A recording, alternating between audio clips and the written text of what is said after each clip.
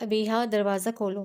شائستہ اس کے کمرے کا دروازہ بری طرح دھڑدھڑا رہی تھی۔ وہ پچھلے دن سے اپنے کمرے میں قید تھی اور اس نے اپنے کمرے کا دروازہ بند کر رکھا تھا۔ ڈاکٹر باسط سے بات کرتی شائستہ پریشانی سے بالوں میں ہاتھ ڈالے اس کا دروازہ بھی بجا رہی تھی۔ ڈاکٹر باسط اس سے فوری طور پر دروازہ کھلوانے کے لیے کہہ رہا تھا۔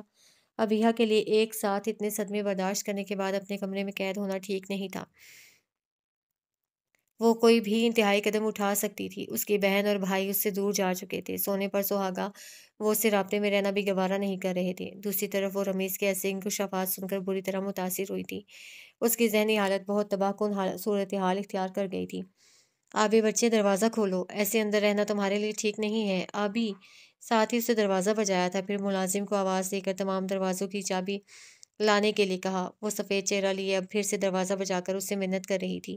اس سے نیچے کئی راہداریوں کے پار احمد رمیز کی اسٹڈی میں موجود تھا۔ وہ یہاں بے حد خاموشی سے داخل ہوا تھا اور اب وہ پیشانی سے پسینہ رگڑ کر رمیز کے سیف کے سامنے کھڑا تھا۔ ان رپورٹس کی ایک کاپی رمیز کے پاس بھی موجود تھی۔ اس کے پاس ان رپورٹس کا ہونا بہت ضروری تھا۔ وہ اپنے بیٹے کے لیے ایک مضبوط ڈھال تیار کر رہا تھا۔ وہ جانتا تھا کہ رمیز کی اسٹڈی میں کوئی کیمرہ موجود نہیں تھا جو اس کی موجودگی کو مانیٹر کرتا۔ لیکن مصیبت یہ تھی کہ اسے رمیز کے سیف کا کوڈ معلوم نہیں تھا۔ ہر دفعہ کی کوشش کے بعد بھی جب اس کا ہر اندازہ غلط ہوتا تو وہ پہلے سے زیادہ فرسٹریشن کا شکار ہو جاتا۔ اس کا سارا جسم اس ٹھنڈ میں بھی پسینے سے شرابور ہو رہا تھا، دل بے طرح دھڑک رہا تھا اور وہ یک ہاتھوں کے ساتھ کوڈ لگاتا جا رہا تھا۔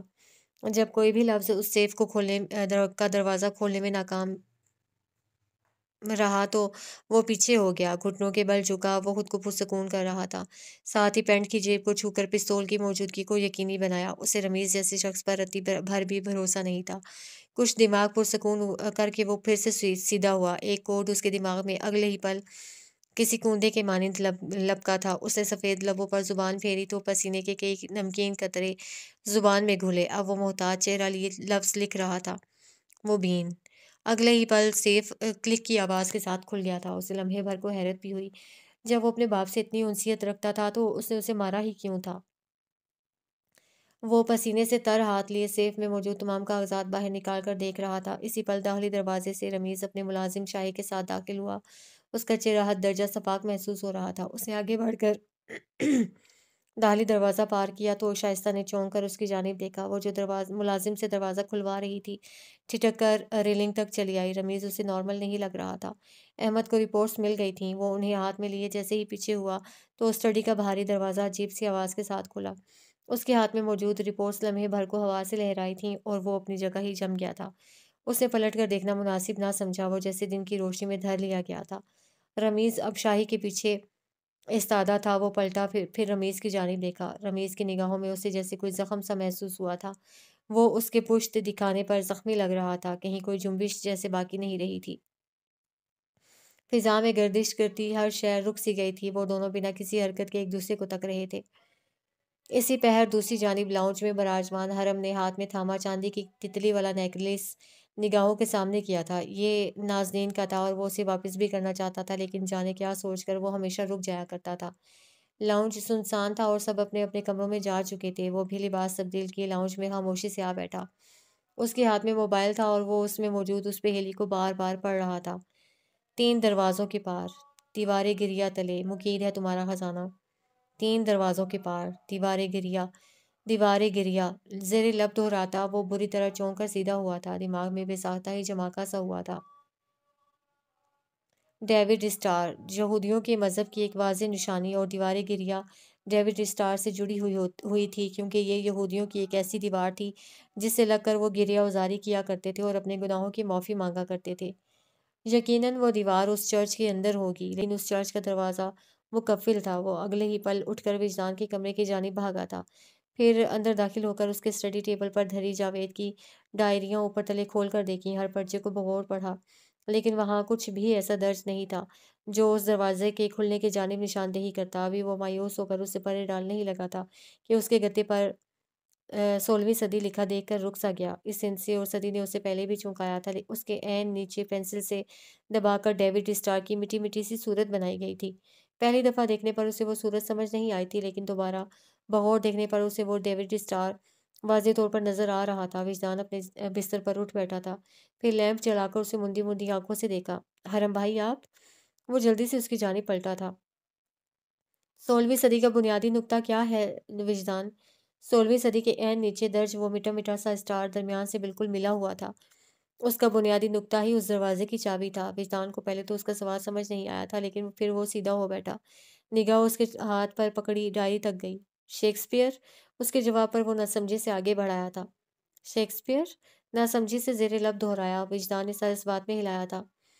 شیکسپیئر کے بغیر 16ویں صدی مکمل نہیں ہو سکتی۔ انگریزی ادب کے کئی نامور ادیبوں نے شیکسپیئر کو 16ویں صدی کا چمکتا ستارہ کہا تھا۔ وہ ادب کا ایک ایسا ستارہ تھا جس کے گرد تمام ادبی ستارے گردش کرتے رہے ہیں اور آج تک کر رہے ہیں۔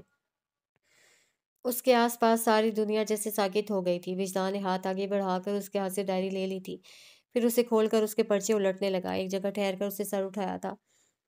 میں یہ پہلی سالو کر چکا ہوں۔ اس ڈائری کے 16ویں ورق پر دادا نے شیکسپیئر کے مشہور ڈرامے ہیملیٹ کا کوٹ لکھا ہوا ہے، فاؤل ڈیڈز ول رائز۔ یہ چاروں الفاظ کسی دروازے کا قفل ثابت نہیں ہو سکتے، اسی لیے ان کے بنیادی لفظ کو بطور سمبل لیا گیا ہے۔ اور وہ بنیادی لفظ کیا ہے؟ اس کی آواز جیسے کسی کھائی سے آ رہی تھی۔ وجدان چند پل اسے خاموشی سے دیکھتا رہا اور پھر آہستہ سے بولا، ڈیڈز، اعمال، ان سب کا بنیادی نقطہ ہے۔ دادا کو ایسی پہیلی وضع کرنے کی کیا ضرورت پڑی میں نہیں جانتا، لیکن یہ پہیلی لوگوں کے اعمال کے جواب میں وجود میں آئی ہے، بالکل ویسے ہی جیسے ہیملیٹ نے اپنے باپ کے قتل کا بدلہ لینے کے لیے کہا تھا کہ جس نے بھی ایسا گھناؤنا عمل کیا ہے وہ ضرور واضح ہو جائے گا۔ اس سطر کا مطلب بھی یہی ہے کہ ہر برا عمل ضرور واضح ہو جائے گا۔ کوئی برا عمل یا ظلم چھپ نہیں سکتا، نہ اسے چھپایا جا سکتا ہے۔ وہ اس کی پوری بات سنے بغیر باہر کی جانب بھاگا تھا۔ گاڑی کے ٹائرز چرچرائے اور وہ اگلے ہی پل گاڑی نکال لے گیا۔ اندھیرے راستوں پر اس کی گاڑی بہت تیزی سے دوڑ رہی تھی۔ پیچھے وہ اب تک احمد کے سامنے ایستادہ تھا۔ احمد کا ہاتھ بے سختہ ہی اپنی جیب میں اڑسی پستول تک گیا تو رمیز نے اس کے ہاتھ کی حرکت کو بغور دیکھا۔ تم میرے بہترین ملازم تھے، تم سے ایسے دھوکے کی توقع نہیں تھی مجھے احمد۔ وہ بولا تو آواز جیسے برف سی محسوس ہوئی۔ احمد نے تھوک نگل کر اسے دیکھا تھا۔ میرا بیٹا، اولاد کسی عزیز نہیں ہوتی۔ جس راستے پر ہم گامزن ہیں وہاں اولاد کو بھی نہیں دیکھا جاتا۔ میں نے بھی اپنی اولادوں کو اپنی آنکھوں کے سامنے خود سے دور جاتا دیکھا ہے، لیکن میں مضبوط رہا۔ میں نے اپنے لائحہ عمل سے نگاہ نہیں پھیری کیونکہ میں خدا تھا، اور خدا تو تنہا رہ جاتے ہیں۔ اس کی آواز میں جیسے زخم سا ابھرا تھا۔ اسٹڈی میں سیاہی سی گھلنے لگی۔ پچھلے قتل جیسے زندہ ہو گئے تھے۔ تم میرے خلاف ہی محاذ کھڑا کر رہے تھے، تم مجھے گرانے کے لیے اپنی جگہ بھول گئے، تم کمزور ہو گئے احمد، اولاد نے تمہیں کمزور کر دیا۔ وہ آخر میں مسکرایا تھا۔ حرم پیچھے اسی طرح گاڑی تیزی سے دوڑا رہا تھا۔ اس کی نگاہیں سامنے نظر آتے راستے پر جمی تھیں اور وہ جلد از جلد اس چرچ تک پہنچنا چاہتا تھا۔ اور مجھے کمزور لوگوں کی ضرورت نہیں۔ اس سے پہلے کہ احمد اپنی پستول نکال کر اس پر وار کرتا، رمیز نے پھرتی سے شاہی کے ہاتھ سے بندوق جھپٹی اور پھر سماعت کو بہرا کر دینے والے فائر کی آواز قصر میں دور دور تک گونج اٹھی۔ اس کا ہاتھ اب تک تنا ہوا تھا اور اس نے محض ایک گولی ماری تھی احمد کے سر میں۔ وہ گولی اس کی پیشانی سے آر پار ہو گئی تھی اور خون کے چھینٹے دور تک اڑے تھے۔ احمد کے ہاتھ سے پستول گر پڑی، رپورٹس پھسل کر نیچے جا گریں، اور پھر وہ احمد جسے کوئی قتل نہیں کر سکتا تھا پورے قد کے ساتھ اسٹڈی میں گر پڑا۔ خون ہی خون تھا ہر طرف۔ رپورٹس احمد کے خون سے سرخ ہوتی جا رہی تھیں۔ رمیز نے اپنا تنا ہاتھ نیچے کر لیا تھا اور اس کا چہرہ جیسے مردہ محسوس ہو رہا تھا۔ شاہی سانس روکے سب کچھ دیکھ رہا تھا۔ اسی پل شائستہ اسٹڈی کے دروازے میں نمودار ہوئی۔ وہ فائر کی آواز سن کر یہاں آئی تھی اور پھر سامنے گرے احمد کو دیکھ کر اس کا اوپر کا سانس اوپر اور نیچے کا نیچے رہ گیا تھا۔ چہرہ خوف سے لٹھے کی مانند اگلے ہی پل سفید ہو چکا تھا۔ رمیز نے پلٹ کر ایک نظر شاہی کو دیکھا اور پھر وہ چونک سا گیا۔ شائستہ کے عین پیچھے ابیحہ کھڑی تھی اور وہ پھیلی آنکھیں لیے احمد کے گرے وجود کو تک رہی تھی۔ وہ بھی شاید فائر کی آواز سن کر بھاگی چلی آئی تھی۔ اس نے رخ واپس پھیر لیا، پھر پستول شاہی کے ہاتھ میں دے دیا۔ اس سب کو سمیٹو اور اس کی لاش کو کسی ہوٹل کے پارکنگ ایریا میں پھینک آؤ۔ اگلے گھنٹوں تک کام ہو جانا چاہیے۔ اس کے بیٹے کو کال کر کے اطلاع دو اور اسے احمد کی موت پر ذمہ دار قرار دو۔ باپ کے کئی سالوں تک غائب رہنے پر بیٹے نے طیش میں آ کر اسے قتل کر دیا۔ یہ نیوز کل کی ہیڈ لائنز کے لیے بالکل درست رہے گی۔ ٹھنڈی آواز کے ساتھ کہہ کر وہ آگے بڑھ گیا۔ شائستہ، ابیحہ اور شاہی اب تک ساکت تھے۔ حرم چرچ کے زینوں پر کھڑا تھا، پھر آگے بڑھایا، کپکپاتے ہاتھوں سے دروازے کے قفل پر ہاتھ پھیرا اور پھر اس نے پہلا حرف لکھا، ڈی۔ احمد کی لاش شاہی لیے آگے بڑھ رہا تھا۔ حرم نے دوسرا حرف لکھا، ای۔ شاہی اب احمد کی لاش کو پارکنگ کے سنسان حصے میں پھینک رہا تھا۔ حرم نے تیسرا حرف لکھا، ای۔ زاویار اب سفید چہرہ لیے پارکنگ کا وہ حصہ تلاش کر رہا تھا۔ اسے کسی نے احمد کے قتل کی اطلاع دی تھی۔ وہ پاگلوں کی طرح ہر طرف اسے ڈھونڈ رہا تھا۔ حرم نے چوتھا حرف لکھا، ڈی۔ زاویار کو ایک جانب کچھ اوندھے منہ پڑا دکھائی دیا تو وہ اپنی جگہ ٹھہر سا گیا۔ اب وہ آگے بڑھ آیا تھا اور پھر اگلے ہی پل ٹھہر بھی گیا۔ اس کے جوتے خون میں لت پت ہو گئے تھے۔ حرم نے آخری لفظ لکھا اور پھر چند پل سانس روکے کھڑا رہا۔ دروازہ اگلے ہی پل کلک کی آواز کے ساتھ درمیان سے جدا ہو گیا تھا۔ وہ دم سادے کھڑا رہا اور پھر اندر داخل ہوا۔ زاویار اب احمد کے پاس آ بیٹھا تھا، پھر اس کا وجود سیدھا کیا۔ حرم اندر داخل ہوتے ہی ٹھہر گیا تھا۔ اسے محسوس ہوا جیسے وہ شیشے پر کھڑا ہو۔ اگلے ہی پل اس نے چہرہ جھکا کر دیکھا تو وہ واقعتاً شیشے پر ہی کھڑا تھا۔ شیشے سے نیچے کوئی سیاہ پاتال دکھائی دے رہی تھی۔ وہ کسی بھی لمحے اندر گر سکتا تھا۔ اس نے پلٹ کر دروازے کی جانب دیکھا لیکن وہ بند ہو چکا تھا۔ اسی پل اس کی نگاہ ایک جانب کو اٹھی اور پھر وہ ٹھہر سا گیا۔ وہ 3 راہداریاں تھیں۔ وہ 3 دروازے نہیں بلکہ 3 راہداریاں تھیں۔ 3 دروازوں سے ان راہداریوں کو سمبلائز کیا گیا تھا۔ اگلے ہی پل اس کے سر کے پچھلے حصے میں کوئی بھاری سی شے آ کر بری طرح لگی تو وہ لڑکھڑا کر آگے کو گرا۔ اس کے سر کے پچھلے حصے سے خون آنے لگا تھا۔ ابھی وہ پلٹ ہی رہا تھا کہ کسی نے اسے اسی قوت سے وہ بھاری شے کن پٹی پر ماری تو وہ لڑکھڑایا۔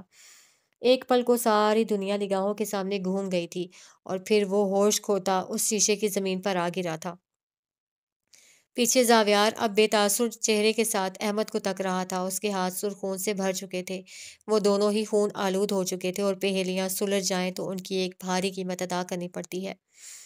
اسے جانے کتنے پہروں بعد ہوش آیا تھا، لیکن جب اسے ہوش میں آتے ہی ہلنا چاہا تو وہ ہل نہیں سکا۔ وہ ایک کرسی پر باندھا گیا تھا اور اس کی کن پٹی سے نکلتا خون وہیں جم گیا تھا۔ اس کی آنکھیں کچھ روشنی کی عادی ہوئیں تو اس نے سر جھٹک کر ان سے فوکس کرنا چاہا۔ وہ اب تک شیشے کی زمین پر موجود تھا۔ بندے ہاتھوں کو مزاحمت سے کھولنے کی کوشش کی تو کسی کی آواز پر ٹھہر سا گیا۔ چرچ کی دیواروں سے پلٹ کر آتی سرد سی آواز تھی وہ۔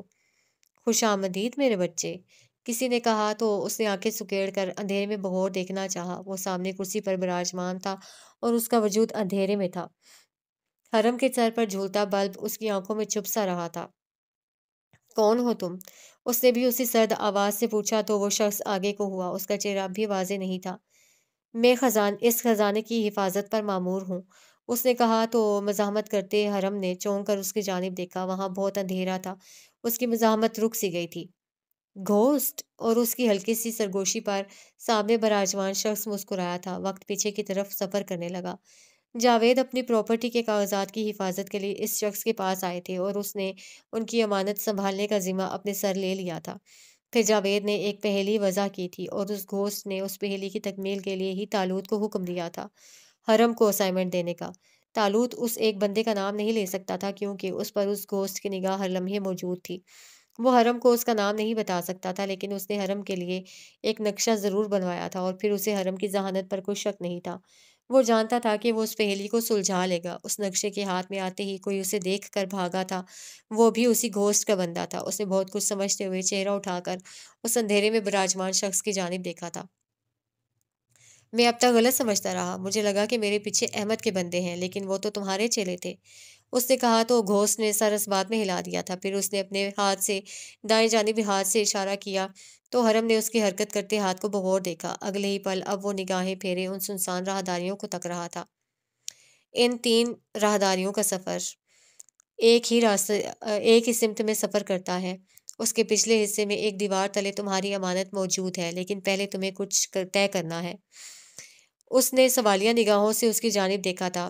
وہ شخص آگے کو جھکا تھا لیکن اس کا چہرہ اب بھی سیاہی میں ہی قید تھا۔ کیا تم ایکیرس کی کہانی جانتے ہو؟ یہ ایک یونانی اسطورہ ہے جس میں اس کے باپ کو کسی گناہ کے تحت خداؤں نے ایک وادی میں قید کر دیا تھا۔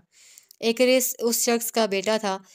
قید سے نکلنے کے لیے اس کے باپ نے پرندوں کے پر جمع کرنا شروع کر دیے کیونکہ وہاں سے محض اڑ کر ہی اپنی رہائی ممکن بنائی جا سکتی تھی۔ ان پروں کو اس شخص نے ویکس سے جوڑ رکھا تھا اور اپنے بیٹے کو اس زندان سے نکلنے سے قبل اس نے اسے ایک نصیحت کی تھی۔ وہ ٹھہرا۔ چرچ کی پوری اسرار طویل اور سیاہ راہداریوں میں اگلے ہی پل جیسے کسی سحر کے زیر اثر زرد بتیاں روشن ہو گئی تھیں۔ اس نے چونک کر دائیں جانب دیکھا تھا۔ اس نے اپنے بیٹے سے کہا تھا کہ اتنی بلندی سے ان پروں کے ساتھ نہ اڑنا، نہیں تو سورج کی تپش سے مایا پگھل جائے گا اور تم زمین پر آ گرو گے۔ میں بھی تمہیں ایک نصیحت کر رہا ہوں، اپنے پروں سے اتنی بلندی پر اڑنے کی کوشش نہ کرنا کہ تم زمین پر کسی گرے ہوئے فرشتے کی مانند آ گرو۔ وہ خاموش ہو گیا تھا۔ حرم نے اپنا چہرہ آہستہ سے اس شخص کی جانب پھیرا تھا۔ وہ آگے کو جھکا تو اس کا چہرہ واضح ہو گیا۔ حرم ٹھہر سا گیا تھا۔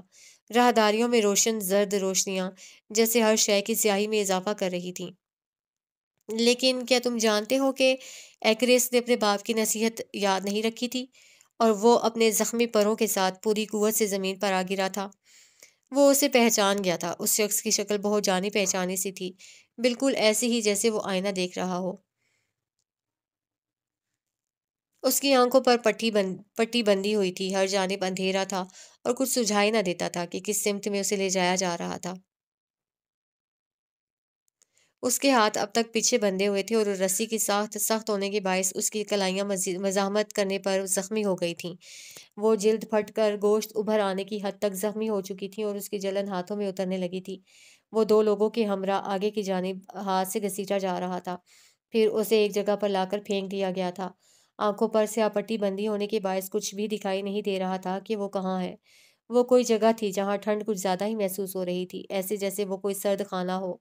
پلٹتے قدموں کی چاپ اور پھر دروازہ بند ہونے کی آواز جیسے کچھ دور سے سنائی دی تھی اسے۔ جو لوگ اسے یہاں تک لے کر آئے تھے وہ اب پلٹ کر جا چکے تھے، کم از کم اسے تو یہی لگا تھا۔ اس نے اسی پل ہاتھوں کو کھولنے کی کوشش کی تو رسی کی سختی سے اب کے خون بھی بہنے لگا۔ اسے اپنی کلائیوں پر خون کی چپچپاہٹ محسوس ہو رہی تھی، لیکن وہ ہاتھ پر ہاتھ دھر کر نہیں بیٹھ سکتا تھا۔ وہ تیزی سے رسی ڈھیلی کرنے کی تگدو میں لگتا تھا۔ کوشش کرنے پر اس کا سانس چڑھ گیا تھا اور وہ مایوسی سے مزاحمت چھوڑ کر گہرے گہرے سانس لینے لگا تھا۔ ٹھنڈ بہت بڑھ گئی تھی، اسے اپنے قدم جمتے ہوئے محسوس ہو رہے تھے۔ کچھ لمحات بعد وہ پھر سے رسی کھولنے کی صحیح میں لگتا تھا۔ یکلختی اس کی پشت پیچھے دیوار سے ٹکرائی تو وہ ٹھہر سا گیا۔ وہ دیوار جیسے شیشے کی تھی۔ اس نے اپنی پشت کچھ اور اس پر ٹکائی اور پھر ذرا سی جنبش پر اس کی ساکھ کو محسوس کرنا چاہا۔ وہ واقعتاً شیشہ ہی تھا۔ رسی اگرچہ ڈھیلی ہو گئی تھی لیکن اتنی نہیں کہ وہ اس سے آزادی حاصل کر لیتا۔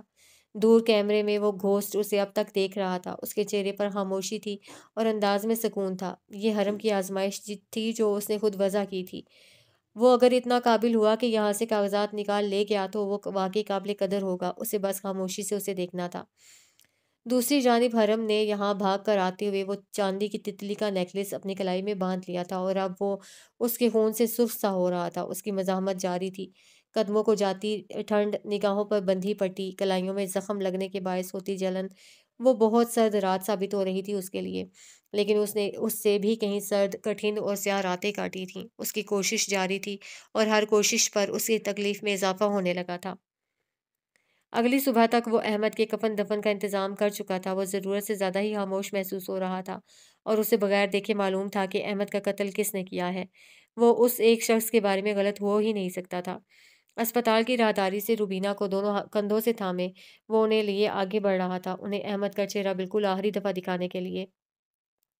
ایمبولینس میں موجود احمد کے سفید وجود کو دیکھ کر روبینہ جیسے گنگ ہو گئی تھی۔ ڈاکٹر نے اسے منع بھی کیا تھا کہ ایسی خبر روبینہ کو بتانے سے، لیکن وہ اتنا شفاق نہیں ہو سکتا تھا کہ انہیں اس آخری دیدار سے بھی محروم رکھتا۔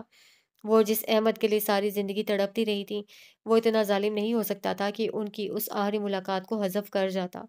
روبینہ کی حالت ابتر ہو چکی تھی اور انہیں اب وہ بمشکل اپنے قدموں پر چلاتا واپس لے کر آ رہا تھا۔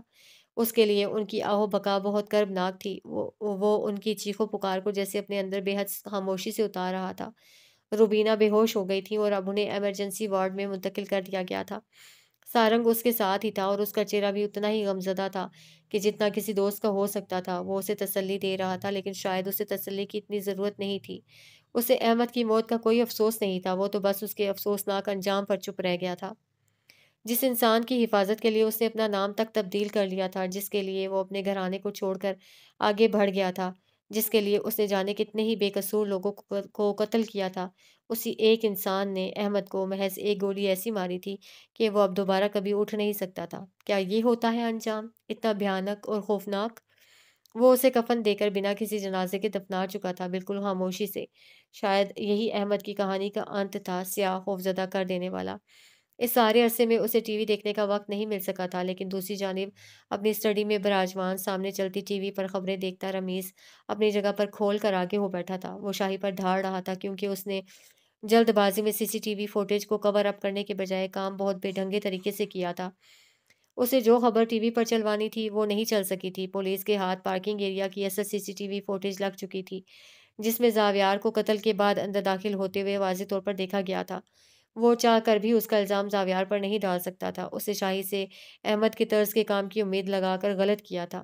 شاہی یا کوئی بھی اور انسان احمد جیسا کام نہیں کر سکتا تھا، اور کہیں اندر وہ بھی جانتا تھا کہ احمد کی جگہ کوئی نہیں لے سکتا تھا۔ اس نے شاہی کو اپنی نظروں سے دور جانے کا کہا تو وہ جاتے جاتے ٹھہر سا گیا۔ احمد سر کا نام احمد لغاری تھا یا پھر احمد سلطان؟ کچھ جگہوں پر لغاری ہے اور کچھ جگہوں پر سلطان۔ ایک اسی بات نے شاہی کو بے چین کر رکھا تھا۔ رمیز نے اس بے وقوف کی جانب دیکھا تھا۔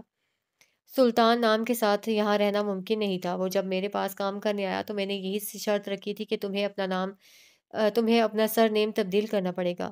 وہ میرے لیے جیسے دوبارہ پیدا کیا گیا انسان تھا جس کا اس کے ماضی سے کوئی تعلق نہیں تھا۔ اس نے ٹھنڈی آواز کے ساتھ کہہ کر اپنی پشت کرسی سے ٹکائی تو شاہی سمجھ کر سر ہلاتا باہر کی جانب بڑھ گیا۔ وہ اب بے حد خاموش نگاہوں سے زاویار کی چلتی فوٹیج سامنے ٹی وی پر دیکھ رہا تھا۔ اس کی ٹھنڈی آنکھوں میں سرد سا تاثر گہرا ہوتا جا رہا تھا۔ کل رات سے حرم غائب تھا۔ سہیل اس سے کئی دفعہ رابطہ جوڑنے کی کوشش کر چکے تھے لیکن وہ فون نہیں اٹھا رہا تھا۔ اس کا نمبر بند جا رہا تھا۔ دوپہر سر پر آن کھڑی ہوئی تھی اور روہیلہ کو حرم کے موجود نہ ہونے کی فکر کھائے جا رہی تھی۔ آپ اس کے دوستوں سے فون کر کے کیوں نہیں پوچھ رہے سہیل؟ اتنی لاپرواہی کا مظاہرہ تو اسے کبھی نہیں کیا۔ کمرے میں دائیں سے بائیں ٹہلتے سہیل کو انہوں نے 10ویں دفعہ باور کروایا تو وہ گہرا سانس بھر کر رہ گئے۔ اس کا ایک ہی دوست تھا سارنگ، جس سے وہ معلوم کر چکے تھے۔ سارنگ کو اس کے بارے میں کچھ پتہ نہیں تھا۔ وہ ایجنسی بھی فون کر کے پوچھ چکے تھے لیکن جواب ندارد۔ اگر وہ ان جگہوں پر نہیں تھا تو پھر آخر وہ گیا کہاں تھا؟ کہیں اندر سہیل آہستگی سے پریشان ہوتے جا رہے تھے۔ وہ حرم اور رمیز کے درمیان چلتی چپکلش سے بے خبر نہیں تھے۔ شاید یہی بات انہیں اندر ہی اندر اب کھا رہی تھی، لیکن اس کا ذکر روہیلہ سے کرنا سراسر بے وقوفی تھی۔ شام تک آ جائے گا، تم پریشان مت ہو۔ بارات ہے شام کو، اس کی تیاریوں پر توجہ دو۔ اگر وہ شام تک بھی نہیں آیا تو کیا ہم اس کے بغیر عدیل کی بارات لے جائیں گے؟ وہ پھیلی آنکھیں لیے پوچھ رہی تھی۔ سہیل نے گہرا سانس بھر کر انہیں دیکھا۔ ظاہر ہے ہم پہلے ہی اس کی وجہ سے مہندی کی تقریب آگے کر چکے ہیں۔ مزید ہم فنکشنز ڈیلے کرنے کی پوزیشن میں نہیں ہیں۔ اسے آنا ہوگا تو آ جائے گا، نہیں تو بارات اس کی نہیں عدیل کی ہے۔ ان کے جواب پر روہیلہ نے اپنی آنکھیں کچھ اور پھیلائی تھیں۔ ہو سکتا ہے کہ وہ کسی مصیبت میں پھنس گیا ہو۔ آپ کو ہر وقت اسے شک کی نگاہ سے دیکھنا کیا ضروری ہے؟ میں اس پر شک نہیں کر رہا ہوں روہیلہ، خدا کے لیے میرا دماغ مزید خراب مت کرو۔ میں کوشش کر رہا ہوں اس سے رابطہ کرنے کی۔ وہ بیڈ پر آ کر بیٹھے تو روہیلہ بوجھل دل کے ساتھ اٹھ کر کمرے سے باہر چلی آئیں۔ کمرے کے باہر کان لگائے ثانیہ کھڑی تھی اور وہ اندر ہوتی گفتگو بھی سن چکی تھی۔ بھائی کہاں ہے موم؟ مجھے نہیں پتا تمہارا بھائی کہاں ہے۔ وہ مزید بات نہیں کرنا چاہتی تھیں اس لیے آگے بڑھ گئیں۔ ثانی چند پل پریشانی سے کمرے کے بند دروازے کو دیکھتی رہی، پھر اپنے کمرے کی جانب بڑھ آئی۔ گھر مہمانوں سے بھرا تھا اور یقیناً وہ ان سب کو یہ بات نہیں بتا سکتی تھی۔ اس نے دروازہ وا کیا اور پھر چپ چاپ سی آگے بڑھ آئی۔ بیڈ پر بیٹھی ہی تھی کہ اپالو اس کے قدموں میں لوٹنے لگا۔ وہ اب جھک کر اسے اپنے ہاتھوں میں اٹھا رہی تھی۔ اسی پہر اس کا دروازہ بجا تو اسے چونک کر ادھر دیکھا۔ وہاں وجدان کھڑا تھا، جینز اور بٹن شرٹ پر سویٹر پہنے، نظر کر چشمہ آنکھوں پر لگائے، کتاب ہاتھ میں تھامے۔ تمہیں کیا ہوا؟ وہ کمرے میں چلا آیا تھا، پھر چہرہ جھکا کر اسے دیکھا۔ شاید وہ اسے کتاب میں موجود کچھ اہم معلومات فراہم کرنے آیا تھا، لیکن اس کا اترا چہرہ دیکھ کر وہ پوچھے بغیر رہ نہ سکا۔ ثانیہ نے سر اٹھا کر اسے دیکھا۔ بھائی پتہ نہیں کہاں چلے گئے ہیں؟ وہ اب چہرہ جھکایا بالوں کے بالوں کو سہلاتی کہہ رہی تھی۔ کون سے بھائی؟ حرم بھائی۔ اس کے جواب پر وہ اس کے ساتھ آ بیٹھا تھا، پھر کتاب ایک جانب رکھی، اسے بغور دیکھا۔ حرم بھائی کہاں جا سکتے ہیں؟ یہی ہوں گے۔ وہ نہیں ہے یہاں، ڈیڈ انہیں صبح سے فون کر رہے ہیں لیکن ان کا نمبر بند جا رہا ہے۔ تو کیا ہو گیا؟ ہو سکتا ہے بیٹری ڈیڈ ہو گئی ہو، فون بند ہو گیا ہو، وہ کسی ایسی جگہ پر ہو جہاں سگنلز کا مسئلہ ہو، یا ان کے ساتھ کوئی حادثہ ہو گیا ہو۔ وہ خود رابطہ کر لیں گے، وہ بچے نہیں ہیں۔ اس نے لمحے میں جیسے اس کے مسئلے کو چٹکی بجاتے ہوئے حل کیا تھا۔ تم سمجھ نہیں رہے۔ اس نے اس کی باتیں اگلے ہی پل رد کر دی تھیں۔ میں کیا نہیں سمجھ رہا؟ بھائی اور ڈیڈ کے درمیان بزنس ایشوز چل رہے ہیں، ہو سکتا ہے کہ بھائی ڈیڈ سے ناراض ہو کر چلے گئے ہوں۔ وجدان اسے حیرت سے منہ اٹھائے دیکھنے لگا تھا، پھر ہنس دیا۔ وہ ٹین ایجر نہیں ہے کہ ناراض ہو کر گھر چھوڑ جائیں گے۔ وہ حرم بھائی ہیں، انہیں کوئی مسئلہ ہوگا تو وہ اسے حل کریں گے، نہ کہ یوں بھاگ جائیں گے۔ اور جہاں تک میں انہیں جانتا ہوں وہ جذبات میں آ کر گھر چھوڑنے والے انسان ہرگز نہیں ہے، اس لیے تم ریلیکس ہو جاؤ۔ ثانیہ کو اس کی وضاحت نے ذرا متاثر نہیں کیا تھا۔ وہ شاید اس نہج پر سوچنا ہی نہیں چاہتی تھی۔ بھائی گھر چھوڑ کر گئے تھے تو ڈیڈ کی وجہ سے ہی گئے ہوں گے۔ یہ وجدان کیا فضول باتیں کر رہا تھا۔ تم لڑکیاں اتنی ڈرامیٹک اور ایموشنل کیوں ہوتی ہو؟ کیا ہر واقعے کو جذبات کی اینک لگا کر دیکھنا ضروری ہے؟ غیر جانبداری اور ریشنل ہو کر کیوں نہیں سوچ سکتی تم لڑکیاں؟ وہ واقعتاً جاننا چاہتا تھا۔ ثانیہ نے اسے آنکھیں سکیڑ کر خفگی سے دیکھا تھا۔ اپالو اس کے ہاتھوں سے اتر کر باہر بھاگ گیا تھا۔ میں تمہاری اینک توڑ دوں گی۔ دیکھو دیکھو، مجھے کسی منطقی جواب سے قائل کرنے کے بجائے تم وائلنس پر اتر آئی ہو۔ کیا کیا سب لڑکیاں ایسی ہی ہوتی ہیں؟ ایک پھپھو ہے تو انہیں جذبات میں آ کر لوگوں کو چانٹے لگانے سے فرصت نہیں، اور ایک تم ہو کہ ہر بات کو اپنا ہی رنگ دے دیتی ہو۔ وجدان انصاری، ثانیہ سے مزید اس کی تیزی سے چلتی زبان کو سہارنا مشکل ہونے لگا تھا۔ مان لو کہ لڑکیاں جذباتی ہوتی ہیں۔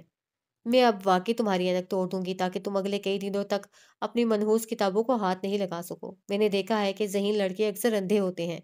اس نے آخر میں مسکرا کر اس کی اینک پر چوٹ کی تو وجی کی آنکھوں میں حیرت ابھری۔ اندھے؟ مادام، ہمیں دنیا دکھتی ہے، بس تھوڑی دھندلی دکھتی ہے۔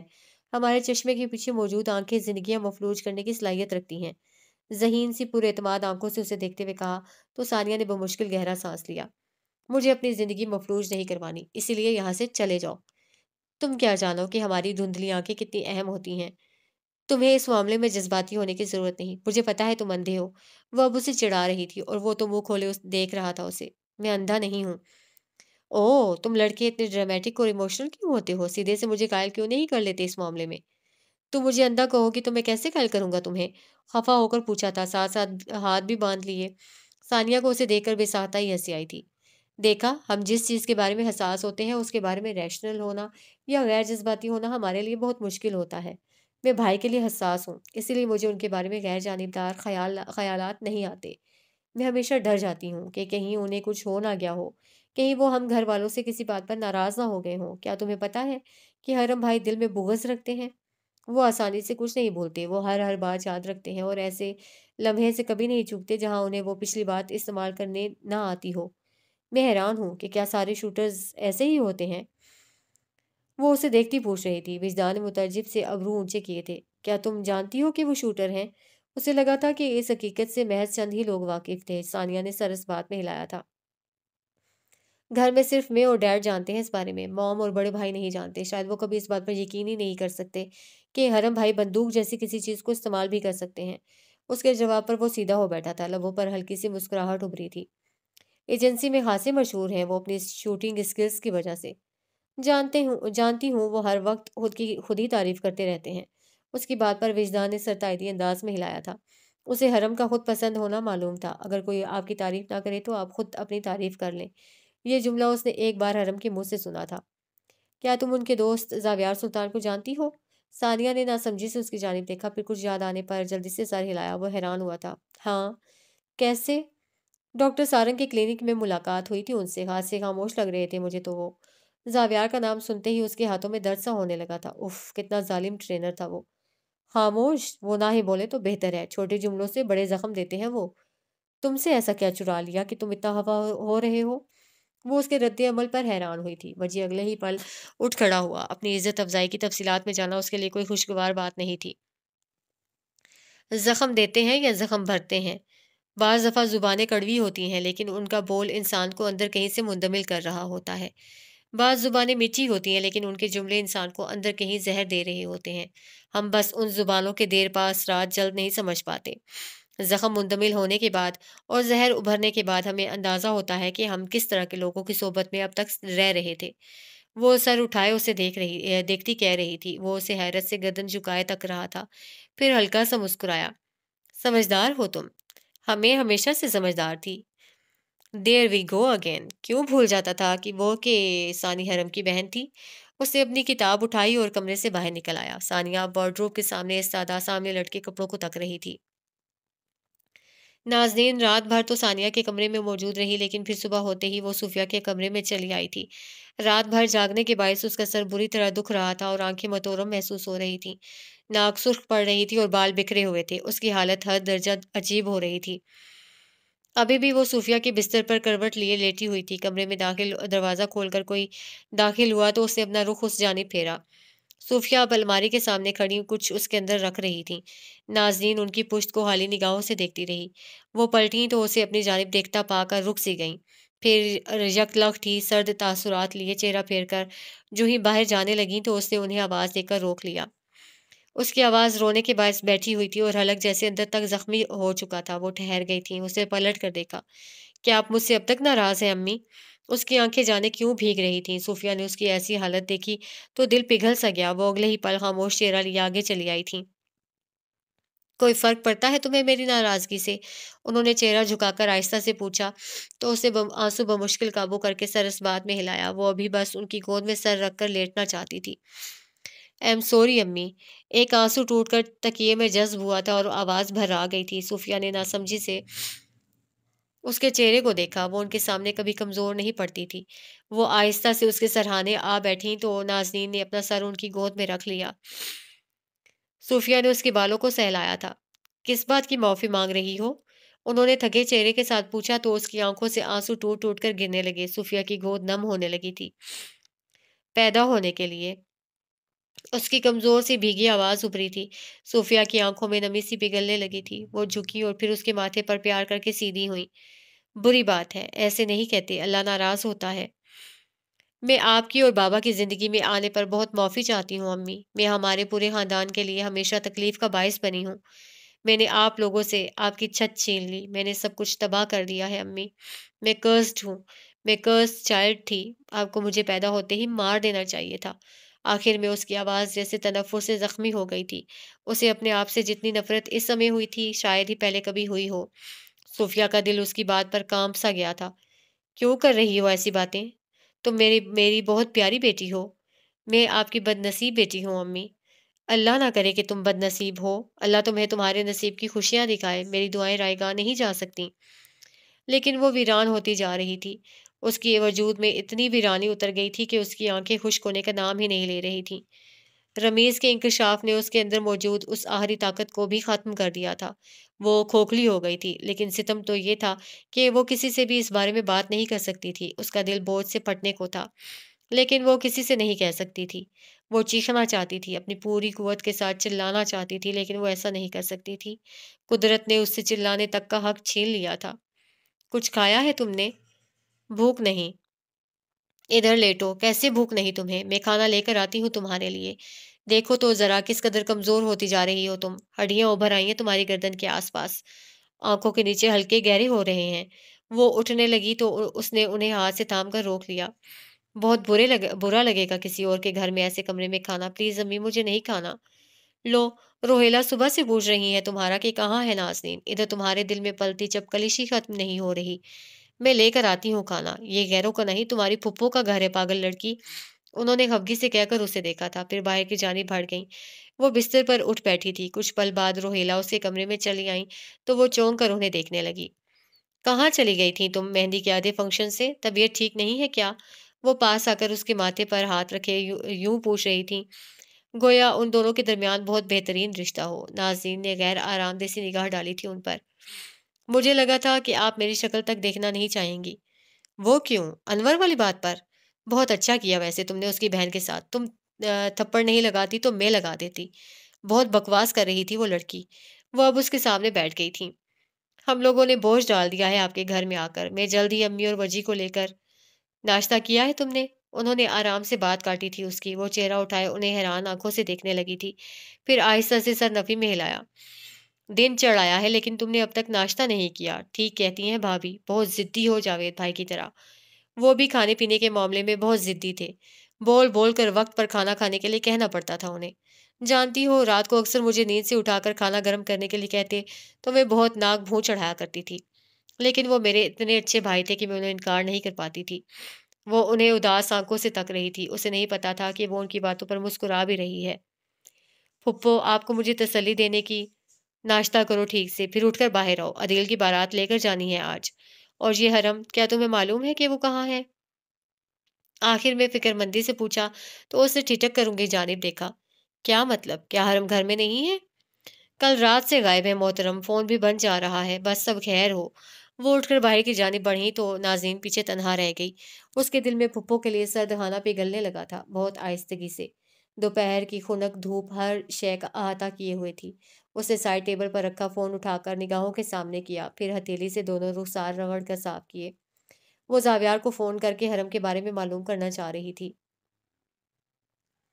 زاویار اپنے کمرے کی دیوار سے پشت ٹکائے بیٹھا تھا، کچن سے اٹھا پٹک کی آوازیں آ رہی تھیں، اور سارنگ شاید اس کے کھانے کے لیے کچھ بنا رہا تھا۔ اسے منع بھی کیا تھا لیکن وہ نہیں مان رہا تھا۔ اپارٹمنٹ کے کمرے میں پردے گرے ہوئے تھے اور ہر سو اندھیرا تھا۔ اس نے گرے پردے اٹھانے کی زحمت تک نہیں کی تھی۔ وہ کچھ دیر پہلے ہی احمد کو اپنے ہاتھوں سے دفنا کر آیا تھا۔ روشنی کا سامنا کرنے کا دل کیسے چاہ سکتا تھا اس کا؟ دفتن اس کا فون بجا تو اس نے ساتھ رکھے فون کی جانب دیکھا، پھر ہاتھ بڑھا کر اسے اٹھا لیا۔ حرم تمہارے ساتھ ہے؟ ناظرین نے جلدی سے سوال کیا تو اس نے گہرا سانس بھرا۔ نہیں۔ صبح سے خاموش رہنے کی وجہ سے اس کا گلا عجیب سا ہو رہا تھا۔ ناظرین جو اگلا سوال کرنے لگی تھی ٹھٹک کر رک سی گئی۔ تم تو ٹھیک ہو نا؟ جی۔ زاویار کیا ہوا ہے؟ اسپیکر سے اس کی فکر مند سی آواز باہر کو گونج رہی تھی۔ اس کا چہرہ خالی تھا۔ احمد کو قتل کر دیا گیا ہے، بنا کسی تاثر کے کہا تو دوسری جانب ناظرین کچھ پل کے لیے بول ہی نہیں سکی۔ تم ٹھیک ہو؟ اسے احمد سے کوئی سروکار نہیں تھا، لیکن وہ اس کا باپ تھا، کچھ تو محسوس کر رہا ہوگا وہ بھی۔ لیکن زاویار واقعتاً بس اپنے اندر پھیلی خاموشی کو محسوس کر رہا تھا۔ وہ اس کے قتل پر خاموش ہو گیا تھا۔ مجھے اس سے کبھی لگاؤ نہیں تھا، میں بالکل ٹھیک ہوں۔ کہاں ہو تم ابھی؟ لیکن وہ پریشان ہو چکی تھی۔ گھر پر ہوں۔ کچھ کھایا ہے تم نے؟ نہیں۔ کدھر ہو تم؟ مجھے ایڈریس بھیجو۔ اس کی کوئی ضرورت نہیں ہے میڈم۔ زاویار تم نہیں بتاؤ گے تو میں سارنگ سے پوچھ لوں گی، اور اس نے مجبوراً اسے گھر کا پتہ بتا دیا تھا، پھر فون اپنے ساتھ رکھ لیا۔ وہ اس کے گھر آ رہی تھی۔ اس کا رخ اب تک سامنے موجود دیوار کی جانب ہی تھا۔ اسی پل کمرے میں داخل ہوتے سارنگ نے اس پر نگاہ ڈالی اور پھر ہاتھ مار کر کمرے کی بتیاں روشن کیں۔ کھانا تیار ہے، ناظرین آ رہی ہیں، اسے اطلاع دی تھی۔ سارنگ نے ناسمجھی سے اس کی جانب دیکھا۔ یہاں کیوں؟ وہ میرے لیے پریشان ہے، آہستہ سے کہا تو سارنگ نے گہرا سانس لیا، پھر وہ آگے بڑھ کر بیڈ پر آ بیٹھا۔ اس کی جانب گردن موڑے دیکھنے لگا۔ وہ چند لمحے اسے یوں ہی دیکھتا رہا تھا، پھر چہرہ سامنے کی جانب پھیرے مدھم آواز میں کہنے لگا، کبھی تم دونوں کی اتنی دوستی تھی کہ میں خوفزدہ ہو جایا کرتا تھا، کبھی تم دونوں ایسے دشمن ثابت ہوئے کہ میں راتوں کو ڈر کر اٹھ جایا کرتا تھا، کبھی تم نے اس کی اتنی پرواہ کی کہ مجھے تمہاری نفرت جھوٹ لگنے لگی، کبھی اس سے تمہاری اتنی فکر کی کہ مجھے تم دونوں کے درمیان پھیلے تنفر پر شک سا ہونے لگا، کبھی تم اس کی محبت بچانے میں ناکام ثابت ہوئے اور کبھی وہ تمہارے سچ کو سمجھ نہیں پایا، کبھی تم نے اسے دوڑ کے میدان میں مات دی، کبھی وہ تمہیں فاتح دیکھنے کے لیے جان کر ہار گیا، کبھی تم دونوں نے ایک دوسرے کی پشت پناہی کی اور کبھی ایک دوسرے کو مار گرانے کے لیے ہر لمحہ سرگرم رہے، کبھی تم دونوں ایک سمت میں سفر کرنے لگے اور کبھی تمہاری سمتیں یوں جدا ہوئی گویا ایک دوسرے سے آشنا ہی نہ ہوئی ہوں، کبھی تم دونوں دوسروں پر نشانے رکھتے رہے اور کبھی ایک دوسرے کو ہی نشانہ بنانے لگے، اور اب تم دونوں ایک ہی لڑکی کو چاہنے لگے ہو، ایک ایسی لڑکی کو جس کے ارد گرد موت کی سرگوشیاں پھیلی ہوئی ہیں۔ کیا تم دونوں کبھی نارمل دوست نہیں بن سکتے؟ کیا اتنی ایب نارمل دوستی رکھنا ضروری ہے؟ اس کی وضاحت پر زاویار اسے چند پل دیکھتا رہا تھا، اور پھر وہ اس صبح پہلی دفعہ مسکرایا تھا۔ مسکراتے ہوئے اس کا وجیح چہرہ کچھ اور پرکشش لگنے لگتا تھا۔ پاگل ہو تم، اتنی آسان دوستی کو تم نے اتنا مشکل بنا دیا۔ ہم دوست بنے، پھر ہمارے درمیان لڑائی ہوئی، ہم اب پھر سے دوست بن گئے ہیں، بس یہ ہوا تھا۔ سارنگ مسکرا دیا تھا، پھر چہرہ اس کی جانب گھمایا۔ حرم سے رابطہ ہوا تمہارا؟ وہ دونوں صبح سے ہی اسے فون کر رہے تھے لیکن اس کا نمبر بند جا رہا تھا۔ اس نے نفی میں سر ہلا کر موبائل نگاہوں کے سامنے کیا تھا، وہاں پر حرم کی کال کا شائبہ تک نہ تھا۔ اسے تو اب تک پتہ چل گیا ہوگا، وہ آیا کیوں نہیں پھر ابھی تک؟ عجیب ہے۔ سارنگ خود سے بولتا ہوا اٹھ کھڑا ہوا تھا۔ کچھ لمحات بعد وہ ان دونوں کے سامنے چھوٹے سے ٹی وی لاؤنج میں بیٹھی ہوئی تھی، سبز رنگ کا لباس سے تن کیے، رات سے خاصی سنبھلی ہوئی۔ دیکھیں میں بالکل ٹھیک ہوں، زاویار نے کہا تو اس سے سکون کا سانس لیا۔ وہ ایک دم سے بہت پریشان ہو گئی تھی۔ آپ غیروں کے لیے پریشان تو نہیں ہوتی اتنا؟ Shut up! اس نے اچھے بچوں کی طرح اپنا منہ اگلے ہی پل بند کر لیا تھا۔ میں یہاں موجود تھا اس کی دیکھ بھال کے لیے، آپ کو آنے کی ضرورت نہیں تھی نازنین۔ سارنگ نے کہا تو اس نے نفی میں سر ہلایا۔ اس سے پہلے کہ وہ جواب دیتی، زاویار ساتھ بیٹھے سارنگ کو جواب دے چکا تھا۔ میں اپنا خیال خود رکھ سکتا ہوں۔ صبح سے کچھ کھایا نہیں ہے تم نے؟ کیا ایسے خیال رکھا جاتا ہے اپنا؟ ایک دو وقت کا کھانا نہ کھانے سے انسان مر تو نہیں جاتا۔ اچھا، تو تم ایک دو وقت سے زیادہ بھوکا رہ کر مرنے کا لائحہ عمل طے کر رہے ہو؟ وہ دو بدو بولا تو زاویار نے گہرا سانس لے کر اسے بیزاریت سے دیکھا۔ جاؤ، جاؤ یہاں سے، کلینک پر تمہارے جانور انتظار کر رہے ہوں گے تمہارا۔ ایک اتنا بڑا جانور سنبھال تو رہا ہوں میں، اسے سر سے پیر تک دیکھتے ہوئے سارنگ نے تپ کر کہا تو اس کی آنکھیں کھل سی گئیں۔ اس سے پہلے کہ وہ ایک زوردار گھونسا سارنگ کے رخسار پر جھڑ دیتا، نازنین گہرا سانس لے کر آگے ہو بیٹھی۔ بس بہت ہو گیا، بچے ہو تم تینوں ابھی تک۔ اس کی ڈانٹ پر وہ دونوں یکدم ہی خاموش ہوئے تھے۔ جو رات کو رمیز نے کہا، کیا وہ سچ ہے؟ کیا حرم کو واقعی مجھے بچانے کا اسائنمنٹ ملا تھا؟ کیا اس نے میرے بھائی سے سچ میں وعدہ کیا تھا؟ کیا تم دونوں میرے بابا کی ایک پل کو حلق میں جیسے کچھ اٹک سا گیا تھا، میرے بابا کے قتل سے واقف تھے؟